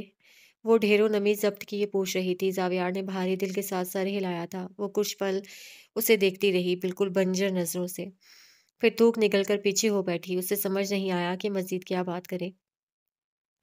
احمد کا قتل کس نے کیا؟ وہ تو رمیز کا خاص آدمی تھا، کوئی اسے کیسے قتل کر سکتا ہے؟ احمد کو کوئی ہاتھ نہیں لگا سکتا تھا سوائے رمیز کے، اور اس کے جواب پر وہ آنکھیں کھولے اسے دیکھنے لگی تھی۔ وہ پاگل ہو گیا ہے، وہ اپنے آس پاس پلتے ہر انسان کو مار دے گا، وہ کریزی ہوتا جا رہا ہے۔ زاویار تلخی سے مسکرایا تھا۔ کیا یہی سزا نہیں ہوا کرتی زمینی خداؤں کی، کہ وہ خود ہی اس دنیا کو اجاڑ دیتے ہیں جس پر وہ حکمرانی کرنا چاہتے ہیں؟ اپارٹمنٹ اس کے جواب پر خاموشی میں چھا گئی تھی۔ پھر نازنین پریشانی سے ان دونوں کی جانب متوجہ ہوئی تھی۔ کیا تم دونوں کا حرم سے کوئی رابطہ نہیں ہوا؟ وہ رات سے غائب ہے، فون بھی نہیں اٹھا رہا، وہ ٹھیک تو ہوگا نا؟ رمیز کی جارحانہ سی طبیعت اب اسے واقعتاً پریشان کر رہی تھی۔ زاویار اس کی بات سن کر ابرو باہم ملاتا سیدھا ہو بیٹھا تھا۔ کیا وہ گھر پر نہیں؟ سارنگ بھی حیران ہوا تھا۔ نازنین نے نفی میں سر ہلایا تو اس نے اپنا موبائل نگاہوں کے سامنے کیا۔ وہاں پر اب بھی کوئی کال موجود نہیں تھی۔ ہمیں انتظار کرنا چاہیے۔ آپ گھر جائیں، میں دیکھتا ہوں اسے، جیسے ہی کوئی اپ ڈیٹ ملی تو میں آپ کو بتاؤں گا۔ ابھی آپ گھر جائیں۔ اور ہاں، وہ اٹھ کھڑا ہوا تھا، گھر سے باہر نہیں نکلنا ہے آپ نے، تب تک تو ہرگز نہیں جب تک حرم نہیں آ جاتا۔ میں بچی نہیں ہوں۔ میں جانتا ہوں آپ بچی نہیں ہیں، احمد بھی بچہ نہیں تھا، کوئی بھی بچہ نہیں ہے یہاں۔ میں بار بار آپ کو نہیں سمجھاؤں گا۔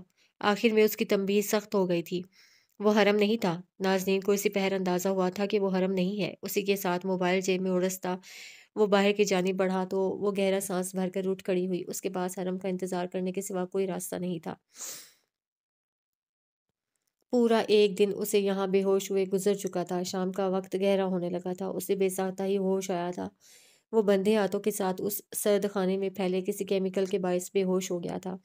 اس سے وقت کا تعین کھو گیا تھا۔ اگلے ہی پل اسے پوری قوت سے دونوں ہاتھ مخالف سمتوں میں کھینچے تھے۔ اس کے ہاتھوں کی رگیں قوت لگانے پر پھول کر ابھر گئی تھیں۔ چہرہ سرخ ہو گیا تھا اور ہر مسام سے پسینہ نکلنے لگا تھا۔ اگلے ہی پل ایک جھٹکے سے اس کے دونوں ہاتھ آزاد ہوئے تو وہ توازن کھو کر بری طرح ایک جانب کو لڑکا۔ پھر تیزی سے سیدھا ہوتے ہوئے زخمی ہاتھوں سے آنکھوں کی پٹی اتاری۔ کمرے میں ہر جانب سفید سی روشنی تھی۔ اس کی پتلیاں ایک دم سے اتنی روشنی پر تکلیف کے باعث سکڑ گئی تھیں، لمحے بھر کے لیے تو اسے کچھ دکھائی ہی نہیں دیا تھا۔ وہ آنکھوں کو تکلیف دینے کی حد تک روشن کمرہ تھا، لیکن پھر وہ چونک کر اٹھ کھڑا ہوا تھا۔ وہ ایک مرر روم تھا۔ ہر جانب شیشے ہی شیشے تھے۔ اسے ہر شیشے میں اپنا عکس نظر آ رہا تھا۔ اس نے آگے بڑھ کر ان سرد شیشے کی دیواروں کو چھو کر دیکھا تھا، لیکن وہ ہر جانب سے بند تھیں، جیسے وہاں سے نکلنے کا ہر راستہ مسدود کر چکی ہوں۔ اس نے ہر جانب چہرہ گھما کر دیکھا، لیکن ہر طرف اپنا کئی زاویوں سے نظر آتا عکس دیکھ کر وہ چکرا سا گیا تھا۔ اس نے آگے بڑھ کر ایک شیشے کو دھکیل کر کھولنا چاہا تو معلوم ہوا کہ سب کے سب دروازے مقفل کر دیے گئے تھے۔ وہ اب ہر شیشے کو دھکیل کر کھولنا چاہ رہا تھا۔ وہ بہت بری قید تھی۔ اس کا سر بے طرح چکرانے لگا تھا۔ ہر آئینہ اسے دھوکہ دے رہا تھا۔ اگلے ہی پل وہ ٹھہر سا گیا، آنکھیں بند کیں۔ وہ شاید اب کچھ سوچ رہا تھا، پھر کچھ سوچ کر آگے بڑھایا۔ ہر آئینے کو بجا کر دیکھا۔ اگر ان شیشوں کے پیچھے دیوار ہوئی تو اس کی دستک دبی دبی سی سنائی دیتی، لیکن اگر یہ شیشے محض اسے چکرانے کے لیے کھڑے کیے گئے تھے تو اس کی دستک پر کھوکھلی سی بلند آواز ابھرنی چاہیے تھی۔ اگلے ہی پل اب وہ ہر آئینے کو بجاتا اس کی دستک بہور محسوس کر رہا تھا۔ ایک جگہ وہ ٹھہر سا گیا۔ ان آئینوں میں سے ایک اس کا دروازہ تھا، اس کی رہائی کا راستہ۔ وہ 2 قدم پیچھے ہٹا، گہرا سانس لیا۔ اگلی کوئی بھی بات سوچے بغیر وہ پوری قوت سے آگے بڑھا اور شیشے کی دیوار سے آ ٹکرایا۔ شیشہ ٹوٹ گیا تھا اور وہ پوری قوت سے دوسری جانب آ گرا تھا۔ چھوٹے چھوٹے کانچ اس کے آس پاس بکھر سے گئے تھے۔ کئی کانچ گرنے کے باعث اس کے ہاتھ میں بھی کھپ گئے تھے۔ اسے اندازہ نہیں تھا کہ زخم کہاں کہاں لگا تھا اور کتنا گہرا لگا تھا۔ کیمرے کے پار سے دیکھتا وہ گھوسٹ مسکرایا تھا۔ ایک آزمائش پار ہو گئی تھی، دوسری آزمائش رہتی تھی۔ اسے کرسی پر پشت ٹکائی اور پھر دلچسپی سے اسکرین کو تکنے لگا۔ حرم اگلے ہی پل اٹھ کھڑا ہوا تھا، پھر اپنی جیکٹ کو جھاڑا تو کئی ننھے کانچ کے ذرے زمین پر آ گرے۔ اس کے سامنے ایک قدیم دیوار تھی جس پر سبز بیلوں کا جال سا بنا تھا۔ وہ آگے بڑھ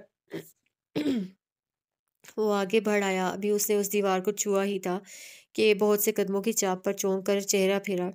اب وہ دیوار کی جانب پشت کیے کھڑا تھا اور اس کے مقابل 10 لڑکے ایجنسی کے لباس میں ایستادہ تھے۔ وہ سب تربیت یافتہ تھے اور ان سب کے ہاتھوں میں میٹل راڈز موجود تھیں۔ اس نے تلخی سے مسکرا کر گہرا سانس لیا تھا۔ کیا تمہارے باس نے مجھے مارنے کا حکم دیا ہے؟ اگر تم قابل ہوئے تو بچ کر چلے جاؤ گے، لیکن پہلے ہمیں مات دو۔ یہ خزانہ تمہاری قابلیت جانچے بغیر نہیں مل سکتا تمہیں۔ ان میں سے ایک بولا تھا۔ ان سب کے ہاتھوں میں ہتھیار تھے اور وہ خالی ہاتھ تھا۔ ہتھیاروں کے ساتھ خالی ہاتھ رکھنے والے پر حملہ کرنا مردانگی کے خلاف ہے۔ کیا تم سب نامرد ہو؟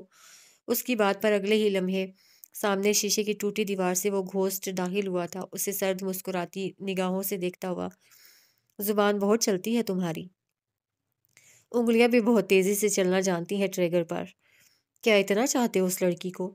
گھوسٹ کے سوال پر اس کی آنکھیں سرد ہوئی تھیں۔ وہ قریب چل آیا تھا۔ لڑکوں نے بے ساختہ ہی لوہے کی راڈز اس کے اور گھوسٹ کے درمیان رکھی تھیں۔ یہ اندیا تھا کہ وہ اس سے آگے نہیں بڑھ سکتا۔ اگر میں اسے مار دوں تو؟ لطف اندوز ہو کر پوچھا تھا۔ اسے اسی پل احساس ہوا تھا کہ یہ آنکھیں اس کی آنکھوں سے کتنی مماثلت رکھتی تھیں۔ دانت جما کر رکھنے کے باعث اس کی کن پٹی کی رگیں ابھر آئی تھیں۔ اتنی گولیاں ماروں گا تمہیں کہ گنتی نہیں کر پاؤ گے۔ اگلے ہی پل اس نے سامنے کھڑی لڑکے سے ایک راڈ جھپٹی تو وہ اس کے ہاتھ میں آ گئی۔ اتنی تیزی سے اسے وہ راڈ ہاتھ میں لی تھی کہ خالی ہاتھ کھڑے لڑکے کا منہ کھل چکا تھا۔ سوری، لیکن میں نامرد نہیں بننا چاہتا تھا۔ اگلے ہی پل وہ گھوما تھا، پھر اپنے اور ان 10 لڑکوں کے درمیان راڈ والا ہاتھ لمبا کیا۔ چرچ کی قدیم دیواریں اس کی مردانگی پر شاہد تھیں۔ وہ بھوری آنکھوں میں برف کی سی ٹھنڈک لیے اپنے مقابل کھڑے لڑکوں کو تک رہا تھا اور اگلے ہی پل وہ ان 10 لڑکوں کو گھما کر راڈ سے مار رہا تھا۔ کئی دفعہ اسے راڈ بری طرح لگی تھی، کئی دفعہ وہ گر کر اٹھا تھا۔ سانس پھولنے کی آوازیں چرچ کے اندر گونجنے لگی تھیں۔ مقابلہ رک چکا تھا، وہ ایک تھا اور اب اس کے مقابل 6 لڑکے تھے۔ باقی کے 4 زخمی ہونے کے باعث ادھر ادھر گرے زمین پر لوٹ رہے تھے۔ اس نے لوہے کی راڈ پھینک دی، پھر جیکٹ کی آستین سے ہونٹ سے نکلتا خون رگڑا۔ اس کے چہرے پر زخموں کے نشان جا بجا لگے تھے۔ اگلے ہی پل 6 لڑکوں نے بھی راڈز پھینک دی تھیں۔ اب وہ ان سے مکوں اور لاتوں سے لڑ رہا تھا۔ پیچھے کسی وقت میں وہ تالوت کے ساتھ ایجنسی کے چھوٹے سے کمرے میں موجود مشق کر رہا تھا۔ اس کے ہاتھوں پر بری طرح لگ رہی تھی اور انگلیاں زخمی ہو کر دکھنے لگی تھیں، لیکن رہائی ممکن نہیں تھی۔ گھوسٹ اسے لڑتا ہوا دیکھتا رہا۔ اسے اندازہ نہیں ہو سکا کہ وہ کب سے لڑ رہا تھا اور اسے مزید کتنا لڑنا تھا۔ زاویار رات کی تاریکی میں ہر جانب اسے تلاش کر رہا تھا۔ وہ اسپتالوں، سرد خانوں، یہاں تک کہ گلیوں میں بھی اسے ڈھونڈتا پھر رہا تھا۔ ولیمے کی تقریب اپنے عروج پر تھی، لیکن گھر کا کوئی بھی فرد اس جانب متوجہ نہیں تھا۔ وہ سب حرم کی وجہ سے بری طرح پریشان ہو رہے تھے۔ اب وہ مہندی کے دن سے غائب تھا اور اب تک اس کی کوئی بھی اطلاع گھر والوں کو نہیں مل سکی تھی۔ نازنین ہال کے دروازے پر نگاہیں جمائے اس کے پلٹ آنے کا انتظار کرتی رہی تھی، یہ جانے بغیر کہ وہ اس کے لیے بری طرح زخمی ہو کر بھی لڑ رہا تھا۔ چرچ میں موجود اب اس کے مقابلے پر 3 لڑکے تھے۔ ان تینوں نے راڈز اٹھا لی تھیں۔ اگلے ہی پل اس نے آگے بڑھ کر وار کرنا چاہا تو لوہے کی راڈ اس کی کن پٹی پر پوری قوت سے ماری گئی۔ اس کے ابرو سے خون آنے لگا تھا، ہونٹ سوج گیا تھا اور کان سے بھی خون نکل کر کندھے پر گر رہا تھا۔ وہ بے ساختہ ہی گھٹنوں کے بل جھکا تھا، اس کا سر بری طرح چکرا رہا تھا۔ اسے کمزور پڑتا دیکھ کر ایک اور راڈ کا وار اس کی پشت پر کیا گیا تو وہ اوندھے منہ آگے کو جا گرا۔ اس کے آگے چرچ کی سیاہی دھندلا رہی تھی، منہ سے خون نکل کر خاک آلود زمین پر گر رہا تھا۔ میں وعدہ کرتا ہوں آپ کی بہن کی حفاظت کروں گا۔ دماغ کے پچھلے حصے میں اسے اپنی کم سنی کا عہد سنائی دیا تھا۔ اس نے زمین پر ہاتھ رکھ کر اٹھنا چاہا تو اگلے ہی پل اسے زوردار راڈ ماری گئی۔ وہ زمین کے ساتھ پھر سے بری طرح آ لگا تھا۔ کیا آپ نازنین آپی کو پسند کرتے ہیں؟ ثانیہ کا سوال اسے غلط وقت پر یاد آ رہا تھا۔ پسند نہیں، وہ اسے پسند نہیں کرتا تھا۔ اس نے زمین پر ہاتھ رکھ کر اٹھنا چاہا تھا۔ لڑکے گھوسٹ کے اشارے پر پیچھے ہو گئے تھے۔ وہ گھٹنوں کے بل اٹھ بیٹھا۔ دھندلاتی بصارت اور سر میں اٹھتا شدید درد۔ اس نے ایک ہاتھ زمین پر رکھا اور گھٹنا موڑ کر اٹھ کھڑا ہوا۔ وہ اس سے محبت کرتا تھا۔ وہ اسے پسند نہیں کر سکتا تھا۔ وہ اس کی حد درجہ سے آنکھوں کے لیے اس دنیا میں بستی ہر شے کو تباہ کر سکتا تھا۔ پیچھے نازنین اب تک دروازے کو تک رہی تھی، وہ جو کبھی اوجھل نہیں ہوتا تھا اب اوجھل ہو گیا تھا، تو اس کی کمی ہر ایک کو کھا رہی تھی۔ اس نے جیکٹ اتار کر دور پھینکی تھی، پھر وہ آگے بڑھا اور اس نے کسی پر رحم نہیں کھایا۔ اس نے ایک لڑکے کی پسلیوں پر 3-4 مکے ایک ساتھ مارے تو وہ بلبلا کر نیچے کو جھکا۔ اس کی راڈ ہاتھ سے چھوٹ کر زمین پر جا گری تھی۔ حرم نے اگلے ہی پل راڈ اٹھائی اور پھر پوری قوت سے اسے لڑکے کے چہرے پر دے مارا۔ وہ اوندھے منہ جا کر گھوسٹ کے قدموں میں گر پڑا تھا۔ 2 لڑکوں نے اس نے سرنفی میں ہلا کر وارن کیا تھا، لیکن وہ نہیں مانے۔ اس نے ایک کے چہرے پر راڈ کھینچ کر ماری تو وہ ہوش کھوتا چرچ کی دیوار سے لگ کر زمین پر جا گرا۔ آخری لڑکے کی جانب سرد نگاہوں سے دیکھتے ہوئے اسے راڈ پھینک دی تھی، پھر اسے گردن سے مروڑ کر اپنی ٹانگوں کے درمیان پھنسایا اور تب تک اس کی ناک پر مکے مارتا رہا جب تک اس کی ناک کی ہڈی ٹوٹ نہ گئی۔ جب وہ تڑپ کر بے ہوش ہوا تو اس نے اس کا سر چھوڑ دیا، پھر پلٹ کر گھوسٹ کی جانب دیکھا۔ کیا تم مرے نہیں تھے؟ اپنے باپ سے جا کر پوچھنا کہ کیا کبھی اس نے میرا جنازہ ادا کیا تھا۔ تو پھر تم اب تک زندہ کیسے رہے؟ سلیمان اوریبی؟ سامنے کھڑا سلیمان مسکرایا تھا۔ وہ وہی تھا جو کسی وقت میں نجی ایجنسی کا گن مین رہا تھا۔ وہ وہی تھا جو طالوت کو اب تک حکم دیتا رہا تھا۔ وہ وہی تھا جو اس کے پیچھے اب تک تھا۔ میں نجی ایجنسی کا گن مین تھا۔ مجھے ایجنسی والے علالت کے دنوں میں اٹھا لے گئے تھے۔ بس اسی طرح تب سے زندہ رہا ہوں میں۔ کب سے پیچھا کر رہے ہو میرا؟ جب سے تم پیدا ہوئے ہو۔ کیا ارادہ ہے تمہارا؟ تمہیں بچانے کا۔ کیا تم وہی نہیں ہو جس نے طالوت سے میرے اسائنمنٹ کا ذکر زاویار کے سامنے کرنے کا کہا تھا؟ اور اس کے یکلخت پکڑ لینے پر سلیمان ساکت رہ گیا تھا۔ کچھ شک نہیں کہ تم بہت ذہین ہو۔ میں جانتا ہوں تم کیا کرنا چاہ رہے ہو۔ اچھا، اور کیا کرنا چاہتا ہوں میں؟ تم زاویار کو میرے اعمال کا ذمہ دار ثابت کرنا چاہتے ہو۔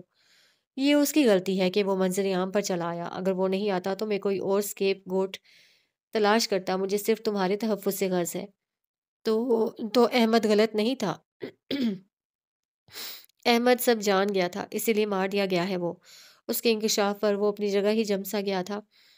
کل رات قتل کر دیا ہے اسے رمیز نے۔ زاویار کو اب کوئی نہیں بچا سکتا، تم بھی نہیں۔ اگلے ہی پل اسے سلیمان کو حلق سے سختی کے ساتھ پکڑا تھا۔ اس کا سانس رکنے لگا۔ حرم اسے بالکل بے تاثر نگاہوں سے تک رہا تھا، پھر اسے پوری قوت سے دیوار کی جانب دھکا دیا تو وہ اوندھے منہ دیوار سے جا لگا۔ ابھی وہ اس کی جانب بڑھ نہیں لگا تھا کہ وہ پلٹا اور اسے زوردار لات ماری۔ حرم کی پشت بری طرح دیوار سے جا لگی تھی۔ جو تم کرنا چاہ رہے ہو میں وہ تمہیں کرنے نہیں دوں گا۔ وہ اٹھ کر اس پر دھاڑا تھا۔ سلیمان نے اپنے کپڑے جھاڑے اور پھر سرخ سی سرد نگاہوں سے اسے دیکھا۔ وہ ایک دوسرے کا عکس تھے۔ ان کی بھوری آنکھیں ایک سی تھیں اور ان میں موجود کاٹ بھی اتنی ہی گہری تھی۔ تم میری ملکیت ہو۔ تمہیں بچانے کے لیے میں کسی بھی حد تک جا سکتا ہوں۔ اپنا خزانہ لے کر جا سکتے ہو تم۔ امتحان میں کامیاب ہو چکے ہو تم۔ وہ شیشے کی ٹوٹی دیوار کے درمیان سے گزر کر باہر کی جانب بڑھ گیا تھا۔ وہ چند پل اس راستے کو دیکھے گیا۔ اس کا سر زور زور سے چکرا رہا تھا۔ مستقل چکراتے سر کے باعث اسے متلی ہونے لگی تھی۔ وہ اگلے ہی پل دیوار پر رکھتا سیدھا ہوا۔ اسے اپنا ہوش بحال رکھنا تھا۔ اس نے کئی دفعہ زور زور سے سر جھٹکا اور پھر دھندلی بصارت کے ساتھ بیلوں سے ڈھکی دیوار کی طرف سے کھلی جگہ سے اس کے پیچھے داخل ہوا۔ دیوار کے پیچھے کی مٹی کچی تھی۔ وہ جھکا اور پھر ہاتھوں سے تیزی کے ساتھ مٹی ہٹانے لگا۔ گڑھا گہرا ہونے کے بعد اسے ایک صندوق دکھائی دیا تھا۔ وہ ٹھہر سا گیا، پھر ہاتھ آگے بڑھا کر صندوق باہر نکالا۔ اسے کھولا تو اندر خاکی سا لفافہ رکھا تھا۔ وہ اب تیزی سے اس خالی لفافے کو چاک کر رہا تھا۔ ہاتھ میں پراپرٹی کے کاغذات آتے ہی اسے جیسے سکون کا سانس خارج کیا تھا۔ سر پر گھومتی سرد سی رات اس کے لیے اب بہت بھاری ثابت ہو رہی تھی۔ اسے یہاں سے جلد از جلد نکلنا چاہیے تھا۔ چرچ کے اندر موجود سیاہی خاصی گہری ہوتی جا رہی تھی۔ عبادت گاہ زندگی میں پہلی دفعہ اس کے لیے اتنی سیاہ ثابت ہوئی تھی۔ مہمان ولیمے کی تقریب کے بعد اپنے اپنے گھروں کو پلٹ کر جا چکے تھے۔ اب اوریبی ہاؤس کے لاؤنج میں محض گھر کے افراد ہی براجمان تھے۔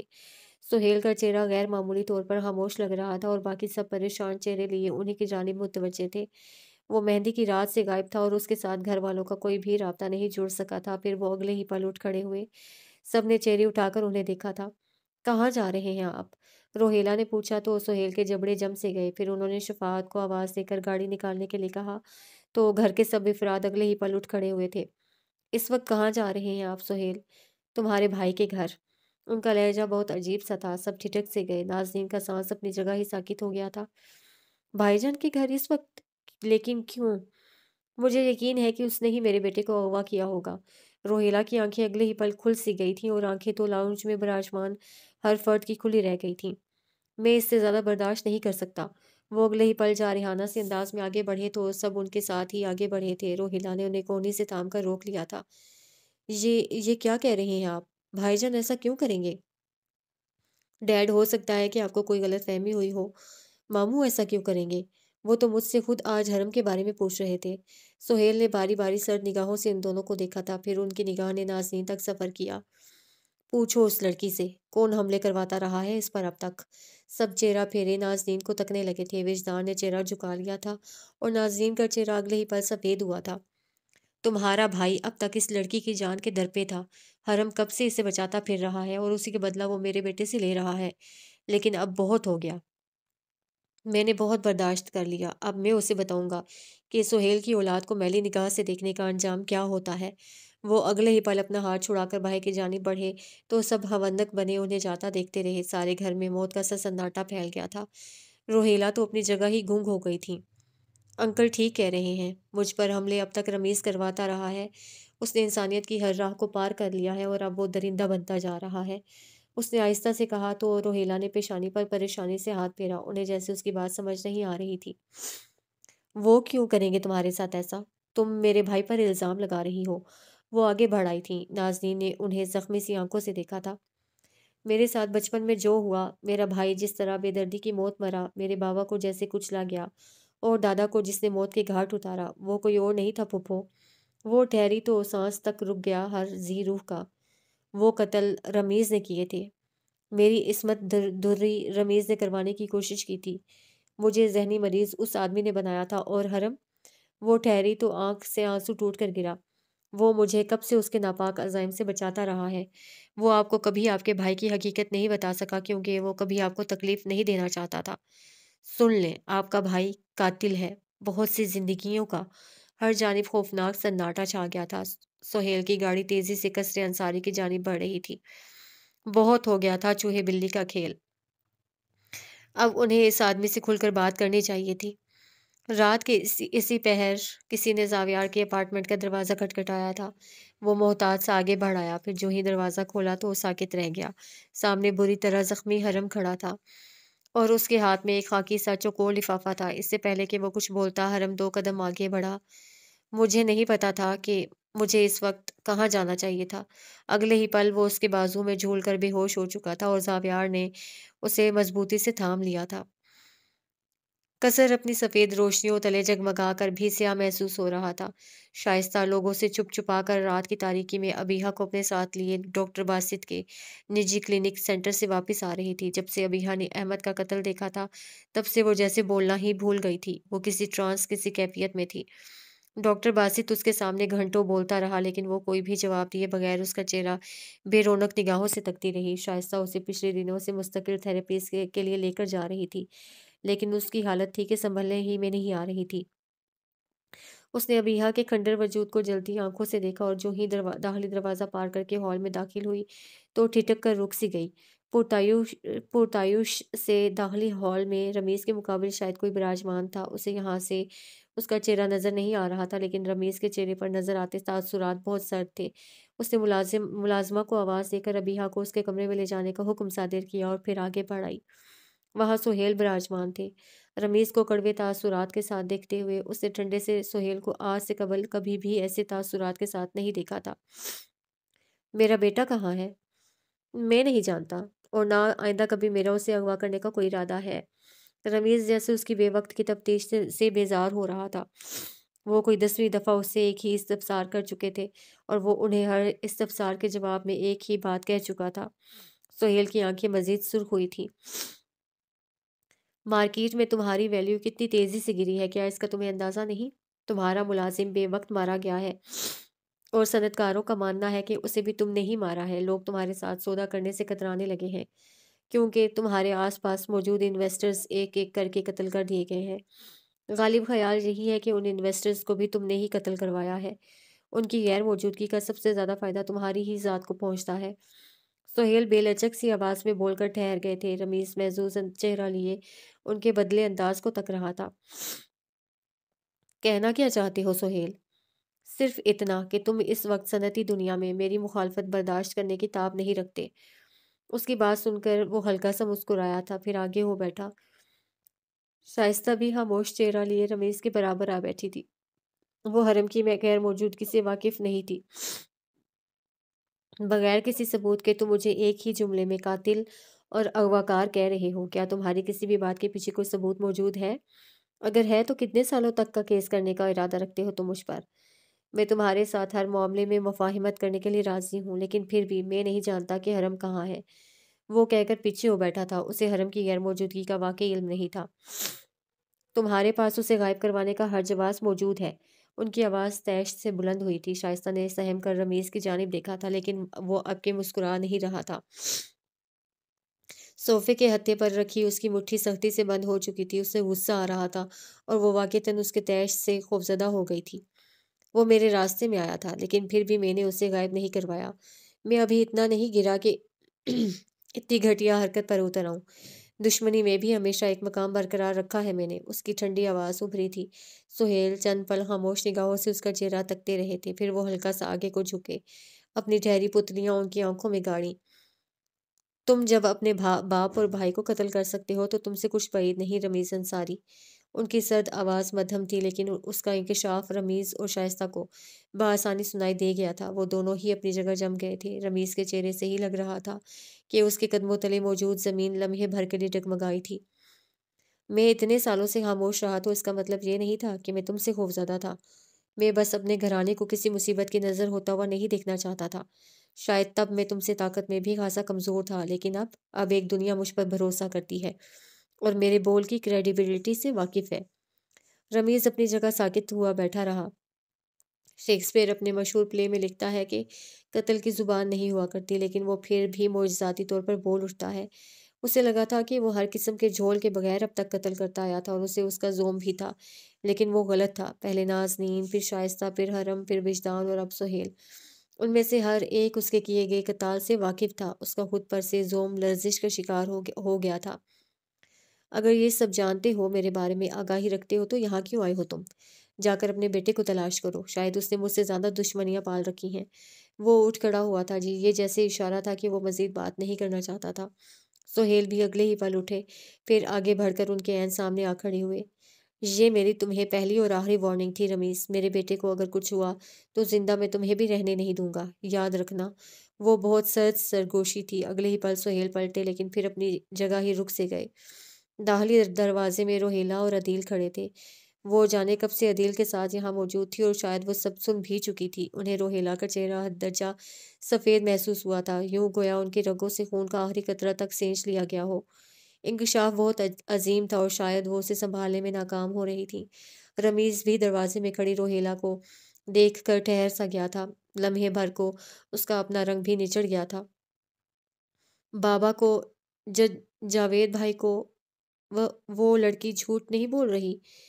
آپ نے، بھائی آپ نے واقعی میرے بابا اور بھائی کا قتل کیا ہے؟ وہ ہکلاتی زبان کے ساتھ بمشکل اپنے الفاظ ادا کر پائی تھی۔ عدیل نے ان کے لرزتے وجود کو بمشکل سہارا دیا تھا۔ اس کی اپنی پیشانی پر پسینہ ابھر آیا تھا۔ اسے اب تک یہی لگ رہا تھا کہ جو ہوا وہ غلط فہمی کے تحت ہو رہا ہے، لیکن اب اس کی ہر خوش فہمی دور ہو چکی تھی۔ اس کے رگ و پے میں لرزش سی اتر گئی تھی۔ رمیز نے ان کی جانب سے چہرہ پھیر لیا تھا۔ میں کسی ڈرامے کو فیس کرنے کے موڈ میں ہرگز بھی نہیں ہوں۔ آپ کے لیے یہ ڈرامہ ہے؟ یہ سب آپ کے لیے ڈرامہ ہے؟ میرے باپ اور بھائی کا قتل آپ کے لیے ڈرامہ ہے؟ وہ اتنی قوت سے چیخی کہ آواز پھٹ سی گئی۔ ابیہا اپنے کمرے میں موجود کانوں پر ہاتھ رکھے ہوئے تھی۔ ایک ہی اذیت ناک انکشاف جانے وہ کتنی دفعہ سن چکی تھی۔ اسے اپنا دماغ پھٹتا ہوا محسوس ہو رہا تھا۔ روہیلا، دفع ہو جاؤ یہاں سے۔ رمیز بھی دھاڑا تھا۔ سہیل نے آگے بڑھ کر روہیلا کو دونوں بازوؤں سے تھاما، پھر انہیں اپنے ساتھ چلنے کا اشارہ کیا، لیکن وہ اپنی جگہ چھوڑنے پر راضی نہیں تھی۔ سہیل، آپ مجھے جانے کے لیے کیسے کہہ سکتے ہیں؟ یہ آدمی کیا کہہ رہا ہے؟ یہ قاتل ہے میرے باپ اور بھائی کا، یہ ایسے کیسے کر سکتا ہے؟ کوئی اتنا درندہ کیسے ہو سکتا ہے؟ आंसू बेतहाशा आंखों से फिसल कर गिर रहे थे और तकलीफ के बायस दम सा घुट रहा था। वो चंद ही लम्हात में गहरे से कर्ब का शिकार हो गई थी। सुहेल ने उन्हें ज़बरदस्ती अपने साथ लिया और फिर पलट गए। वो होशो हवास से बेगाना सी होने लगी थी। उनका मज़ीद रमीज़ का सामना करना ठीक नहीं था। इस आदमी ने मेरे बाप और भाई को मार दिया। ये इतने सालों से किसी भेड़िए की मानिंद हमारे दरमियान मौजूद रहा है। या अल्लाह! उनका दिल बेतरा लरज़ रहा था। सुहेल ने उन्हें अपने साथ लगा रखा था। कुछ वो हरम की वजह से परेशान थे और कुछ उन्हें अब रोहेला की बिगड़ती हालत परेशानी में मुब्तला कर रही थी। कोई गलतफ़हमी हो सकती है डैड। अदील ने खुश्क हलक से थूक निकलकर लरज़ती आवाज़ के साथ कहा था। सुहेल को इसी पल एहसास हुआ कि वो हरम जैसा नहीं था। ये हकीकत है, इसमें कुछ भी गलत नहीं और ये सच शायद सारी ज़िंदगी नहीं खुल सकता था, अगर रमीज़ ने नाज़रीन पर दोबारा हमला करवाने की कोताही नहीं की होती। अदील का चेहरा उन्हें बैक व्यू मिरर में ज़र्द महसूस हो रहा था। वो अब खिड़की से बाहर फ़िक्रमंद निगाहों से देखते हरम के बारे में सोच रहे थे। रमीज़ पीछे अब तक अपनी जगह पर खड़ा था, फिर वो पलटा और अपनी स्टडी की जानिब बढ़ आया। शाइस्ता ने लरज़ते हाथों से साथ रखा मोबाइल उठाया और फिर उस पर नंबर डायल करने लगी। उसका सांस हर गुज़रते पल के साथ बंद होता जा रहा था। खौफ़ज़दा निगाहों से स्टडी की जानिब देखती वो अब फ़ोन कान से लगाए हुए थी। जब आगे से फ़ोन नहीं उठाया गया, तो उसने झुंझलाकर उसे कान से हटाया।